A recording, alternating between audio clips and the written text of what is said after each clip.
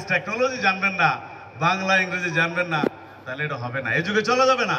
আপনাকে জানতেই হবে, ইসলামের স্বার্থে, দাওয়াতি দ্বীনের স্বার্থে আপনাকে টেকনোলজি জানতে হবে, বিজ্ঞান জানতে হবে, সবাইকে ঐক্যবদ্ধ হতে হবে। আবার আবার শুধুমাত্র দুনিয়াবী শিক্ষা নিয়ে থাকা যাবে না, যে কোনো সময় পদস্খলন হতে পারে, পাপাচারে আপনি লিপ্ত হতে পারেন। এজন্য মানবিক মূল্যবোধের জন্য আল্লাহ ভীতি, তাকওয়া, খোদার ভয় নিতান্তই দরকার।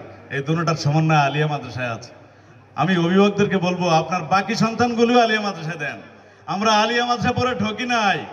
আমার বাবা আমাদের 5 ভাইকে বলেছে, তোমরা বিশ্ববিদ্যালয়ে পড়ো বা যাই পড়ো, আগে কামেল পাস করতে হবে। আমরা 5 ভাই কামেল পাস, আলহামদুলিল্লাহ।